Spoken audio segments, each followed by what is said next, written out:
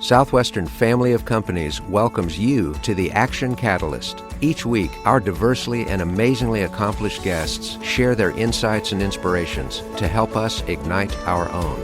So let's invest attention together to breathe, to reflect and refocus, and decisively defeat that voice we call Mr. Mediocrity. Then let's enjoy moving forward to make a positive difference in our world. This episode is sponsored by Southwestern Travel Group. Southwestern Travel crafts custom, memorable travel experiences for meetings and incentive travel, leisure travel, and student group travel for clients around the world. We connect travelers to memorable destinations and life-enriching experiences through personalized counsel and management of all the travel details. Our team of travel advisors design itineraries and experiences to best match with you and your group's travel style and interests.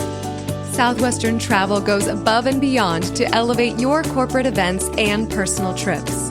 To bring your next inspired event or leisure trip to life and receive a free destination guide, go to www.southwesterntravel.com/action.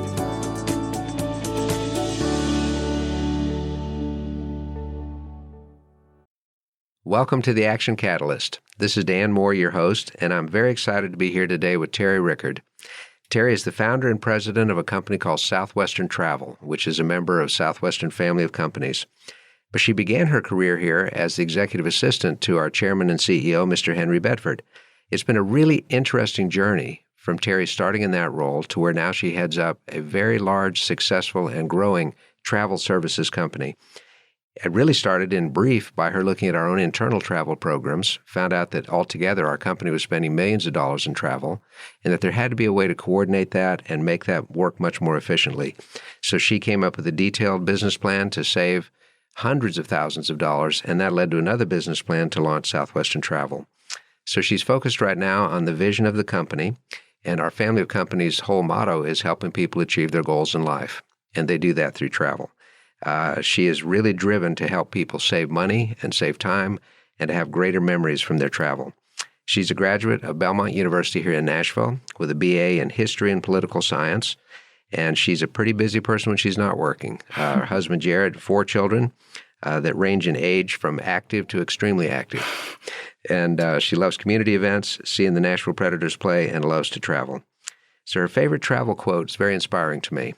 Fill your life with adventures, not things. Have stories to tell, not stuff to show. So Terri, welcome to the Action Catalyst. Thank you, Dan. Thanks for having me here. This is exciting. I'm wondering if you can share some of the main sort of twists and turns or the pivots in your career. When you graduated from college with a liberal arts degree, how did that lead to the CEO's executive assistant position? Well, Dan, thank you for asking. When I graduated from Belmont, I had a history of political science degree. I had every intention of going to law school, actually. And when you graduate from a private institution, you realize there's a big price tag that goes along with that. And so for me, it was, I didn't want to continue down that path and drive myself further into debt. And so as I kind of looked at my life and wanted to think about what that next journey was going to be like, I started praying, asking the Lord to kind of lead me to what He wanted me to do.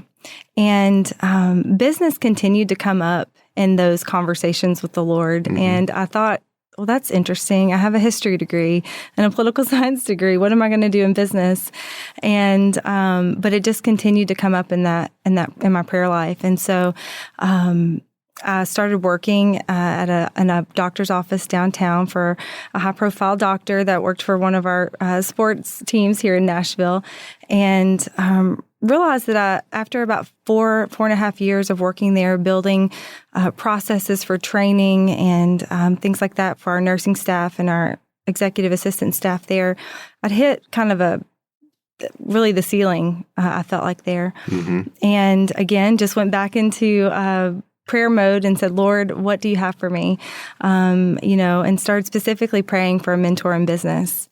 And within about 6 months, I'd passed my resume along to a friend that worked at Thinking Ahead. And in fact, the day that I passed out along that resume, he had just happened to get the go-ahead to start looking for an executive assistant position for Henry Bedford. On the same day? On the same day. And it was one of those moments I felt like, okay, this is interesting. I'd never heard of Southwestern at the time.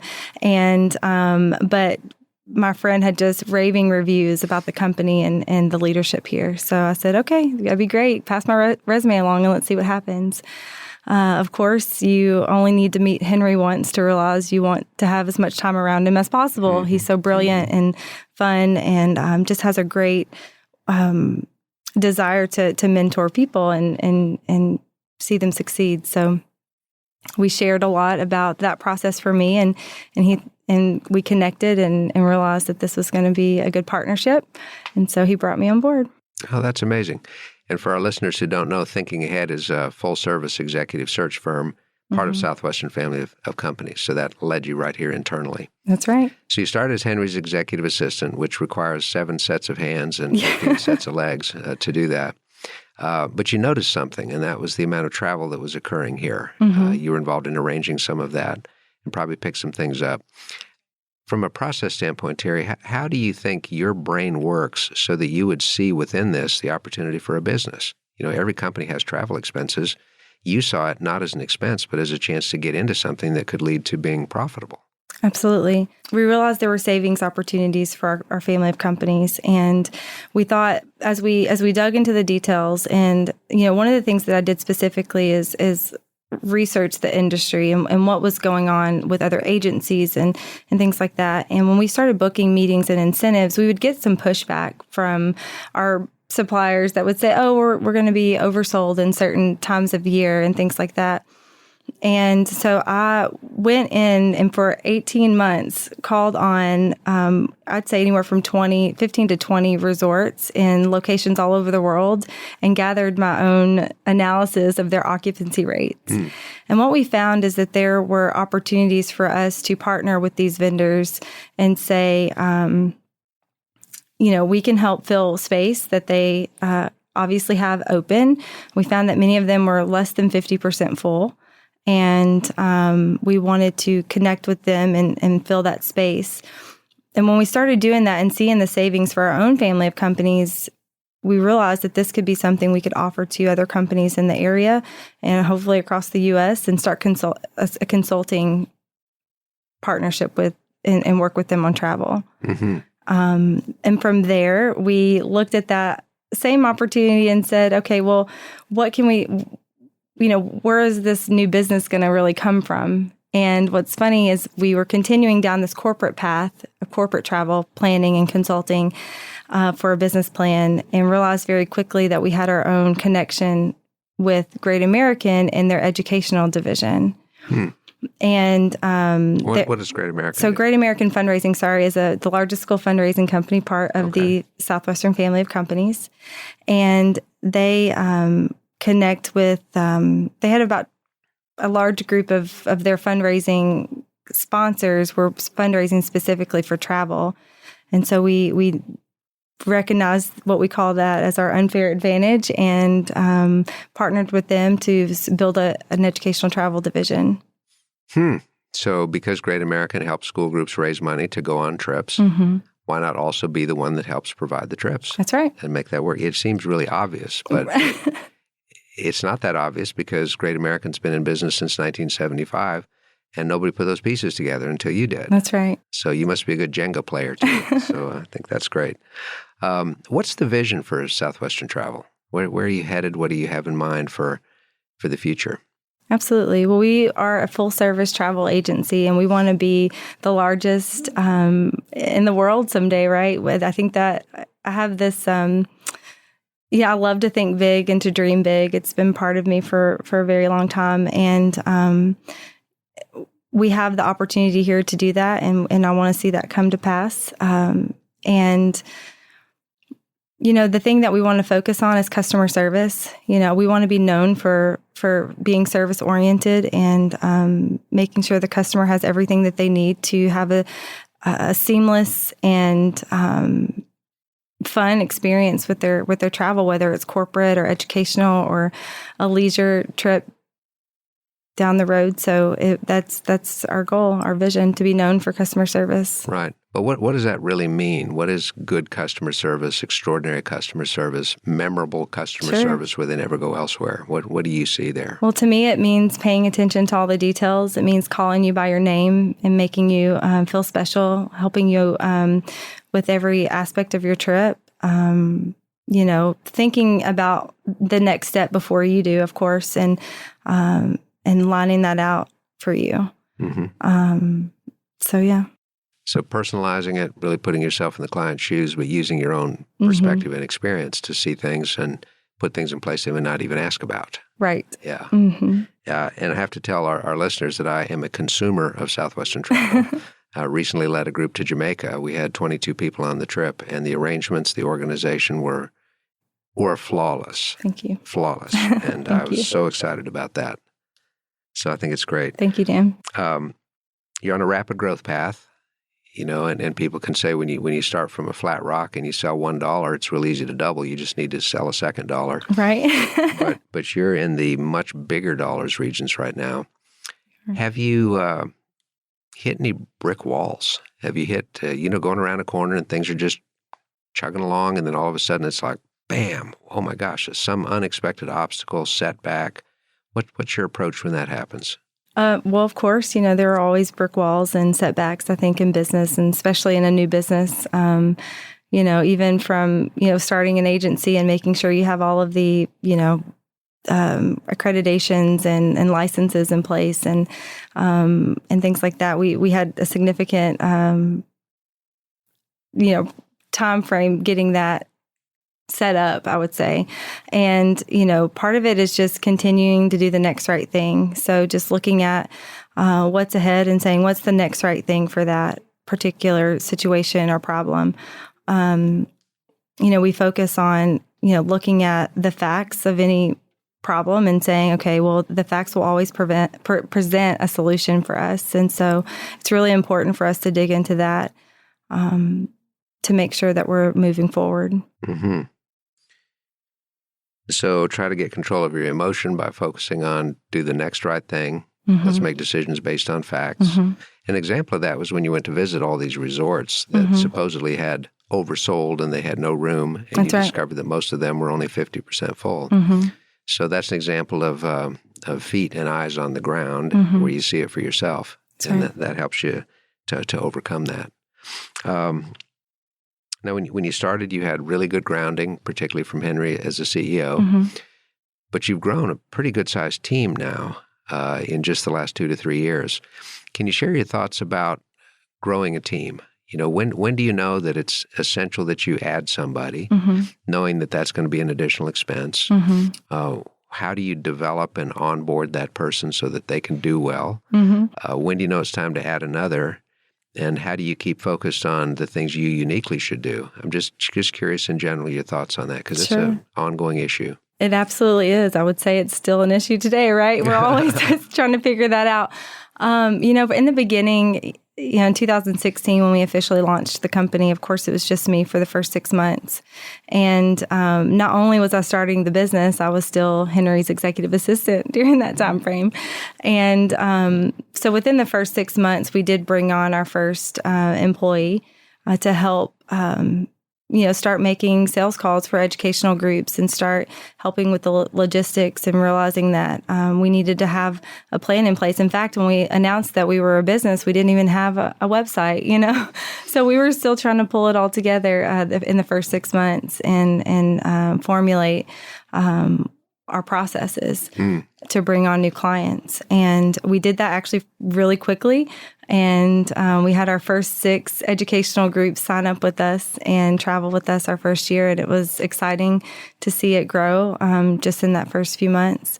But we brought on our first employee then. And then shortly after that, we brought on a second employee in January of 2017. And, it's just a matter of, looking at how quickly we want to grow and scale and saying, what's going to be the catalyst to get us there. Of course, finding A+ people is important. I'm always looking for people who are better than me, right? Looking for people who are, coachable and trainable, and that are focused on, it's really important for us to continue to keep our culture in check and keep our egos checked at the door, and realize that we're working toward a mission, and focus on doing the right thing. Mm-hmm. So finding A-plus people. Mm-hmm. You describe some of the characteristics, right? Coachable, Mm-hmm. check your ego at the door, Mm-hmm. sharing the mission, and all the rest of that. How do you find these people? This is a tight labor market, and there's all kinds of jobs that are looking for people, but you've attracted an A-plus team. What do you think are some of those keys? I have some great help, actually, from the guys at Thinking Ahead. I think almost all of my team is from working with Thinking Ahead. And I'd like to say, it's a good partnership for sure. And it has been fun to see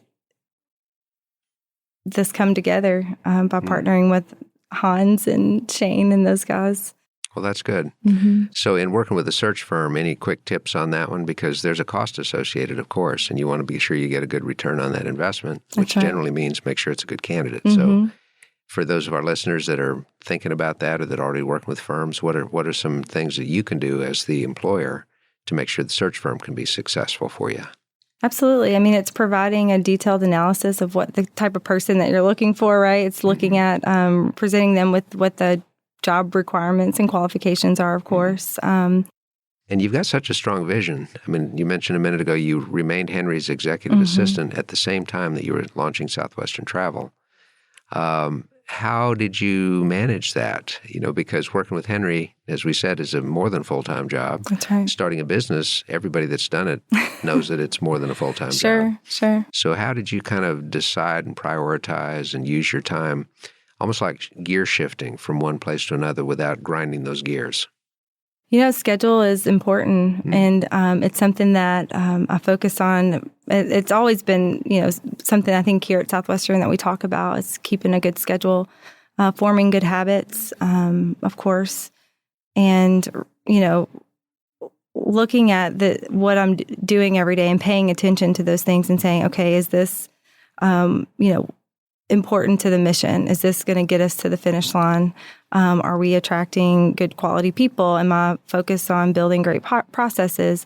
There were lots of late nights, I'd say, and early mornings to get things done. But you just do whatever it takes to get it done. I always, tell people that, I don't work a job that's 9 to 5. I do what I can to get it done. And I want to engage my team to have a great mindset to say, what can we do together? How can we work together to make sure everything is, that we're executing everything efficiently. Right. And using our time well. When I've seen your team in action, they look like they're having fun. So is this because you train them to act really well, or are they actually having fun? I hope they're really having fun. It's really, culture is so important to me. Mm-hmm. We do have a lot of fun here in our office, and we have a drama-free zone, as I like to call it. One of our principles, if you will, is, we never walk past a problem. And even when it's specific to someone that we work with, we don't walk past it. We hit it head on, and we realize that, again, it's all about the mission. So if we're checking our ego at the door and we're focused on building a great company that's going to provide for our families and take care of our clients, then it's not about who's right, but what's right? So it's just going back to that philosophy. Mm-hmm. Tell me more about this never walking past a problem. Sure. So anytime, we have a problem in our office, whether it's with the client, whether it's with, a vendor or just amongst the team, we don't walk past it. We don't allow time to pass without confronting it in a positive way. And I feel like with a culture like that, it makes it easy to say, hey, I'm not going to let time pass before I go ahead and talk to that client or go ahead and talk to my coworker and say, hey, listen, I feel like maybe something's, going on here. Maybe the attitude's not right. Maybe it's, something like that. And so we're going ahead and talking about it, getting it out there. Right. There's an ancient saying by a guy named Joe Batten who wrote a book 60 years ago that said, the failure to face an issue squarely never solves anything. It only buys time. That's right. And facing that issue squarely is really, I guess, the essence of not walking past a problem and getting team involved and working with that in a great way.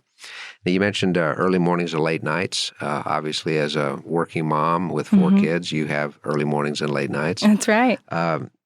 Do you have sort of a mental routine you go through at the start of each day? Any thoughts that you've slowly worked into your head to be the first things that you think? Because the way we start the day is so important. It is. Actually, the first thing I think about is how thankful I am.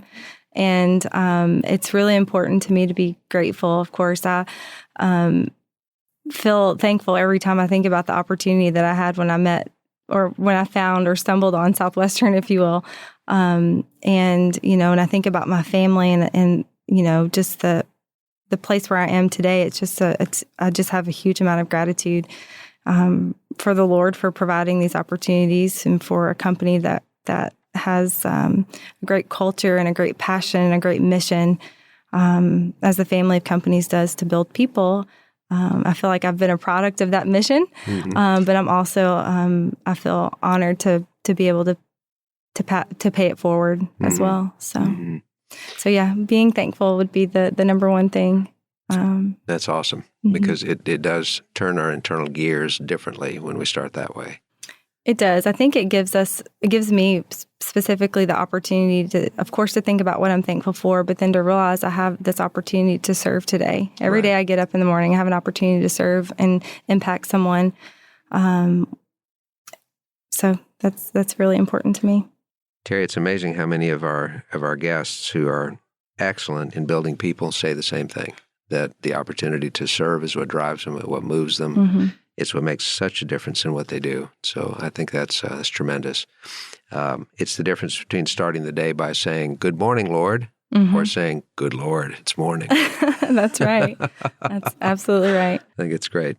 To kind of finish up, how would you encourage somebody who is starting in business or they're in a business where they just seem stuck? They don't have the vision. And by the way, how much revenue do you think Southwestern Travel will generate this year? $4.2 million. $4.2 million. It's just like 2.5 years on in terms of going from an idea in your head to that and growing really, really fast. And many of our listeners are going to be amazed and excited and motivated by that. But what words of encouragement could you offer to somebody that just seems like they're stuck? They've maybe lost their vision. They're don't know what to do. Sure. I would encourage them to do some soul searching, take some time alone. I know for me that was something that worked really well. It was very personal and intimate. You just really think about and pray about the things that that are important to you and be grateful, I think, in those moments. But then, spend that time alone. Maybe even, I love to be outside and get out and amongst the outdoors and take a deep breath and realize that it's not about me, right? It's not about me. It's about the mission. But if you're in a hard place or you're not sure where to turn, I mean, for me, it was taking time alone, really thinking and praying, doing some soul searching, just that time alone. Right. I don't know. That was what it was for me. All right. So soul searching, gaining some perspective, trying to get your mind off your own concerns and maybe back on service. That those things help. Yeah. Really an old saying, but if we can get into motion, we can wipe out negative emotion. And so making that work.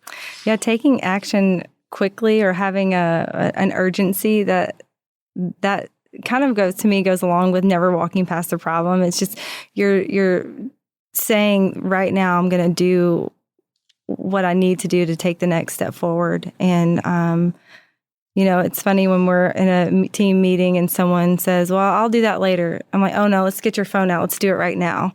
Because if we wait, it just continues to draw that problem out or continue to allow for just more time to pass and maybe it never gets done. And now we're talking about it again in the next meeting. And so, right. Yeah. Well, a to-do list that has a lot of undone items doesn't weigh like a piece of paper weighs. It weighs tons and tons. So That's right. do it now. It's a great affirmation. Mm-hmm. So I think it's great. Well, Terri, this time goes really, really fast. Yep. And on behalf of our listeners all over the place, thank you so much. What you share shows that your enthusiasm, your vision, your belief, and the team that you've attracted is a huge part of that. So well done to you, and let's hear it for the future with Southwestern Travel. Thank you. If you enjoyed this podcast, please make sure to subscribe. To stay updated on everything that the Action Catalyst is up to, make sure to follow us on Facebook and Instagram at Action Catalyst Podcast and Twitter at Catalyst_Action. Thanks for listening.